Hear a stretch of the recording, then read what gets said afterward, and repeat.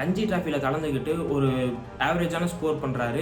நல்லா அதுக்குன்னு ரொம்ப மோசமாக ப்ளே பண்ணல. ஒரு நல்லா ப்ளே பண்ணுறாரு. ஒரு 50 அந்த மாதிரி அடிச்சிருக்காரு அந்த டோர்னமெண்ட்டில். மீதி எல்லா மேட்சும் 19 ரன் 20 ரன் அப்படிங்கிற ஒரு லெவலில் வந்து நல்லா ப்ளே பண்ணியிருக்காரு.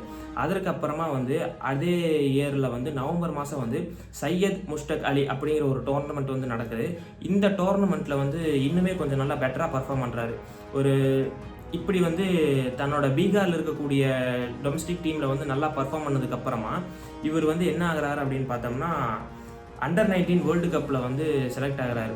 அண்டர் 19 வேர்ல்டு கப் கோச்சான அசோக் குமார் இவர் வந்து அண்டர் 19 டோர்னமெண்ட்டில் செலக்ட் ஆனதுக்கப்புறம் அவர் என்ன பண்ணுறாரு அப்படின்னா அந்த டீம் செலெக்ஷன் ப்ராசஸ் இருக்குல்ல, அந்த செலெக்ஷன் ப்ராசஸில் வந்து வைபவ் சூரியவன்சி அவர்கள் வந்து என்னை இந்த டீமில் செலக்ட் பண்ணுங்கள், என்னை இந்த மேட்ச்சில் வந்து என்னை இறக்கி விடுங்க அப்படிங்கிற மாதிரி போய் கேட்டிருக்காரு.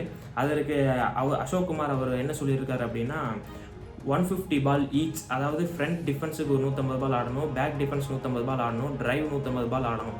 இந்த மாதிரியான ட்ரைனிங் கொடுத்ததுக்கப்புறம் கேட்ச் ப்ராக்டிஸும் வந்து பண்ணி முடிச்சதுக்கப்புறம் என்கிட்ட வா, அதுக்கப்புறம் நம்ம பேசுவோம் அப்படிங்கிற மாதிரி சொல்லி அனுப்பிச்சிருக்காரு. இதுக்கப்புறமா இந்த ட்ரைனிங்கை ஃபுல்லாக கவர் பண்ணி முடிச்சதுக்கப்புறமா நைட்டு ஒரு 7-8 மணிக்கு போயிட்டு அவரை போய் பார்த்துருக்காரு சூரியவன்சி அவர்கள். அந்த கோச் என்ன சொல்கிறாரு அப்படின்னா சாப்பிட்டியான்னு அப்படின்னு கேட்குறாரு. சாப்பிட்டேன்னு அவர் சொல்கிறாரு. வீட்டில் பேசுனியா அப்படின்னு கேட்குறாரு. வீட்டில் பேசிட்டேன்னு சூரியவன்சி சொன்னதுக்கப்புறம் அவரோட ஃபோனை வாங்கி கட் பண்ணி இவர் வச்சுருக்காரு. அதுக்கப்புறமா வந்து நீ நாளைக்கு டோர்னமெண்ட்டில் விளையாடணுமா அப்படின்னு கேட்டிருக்காரு கோச்.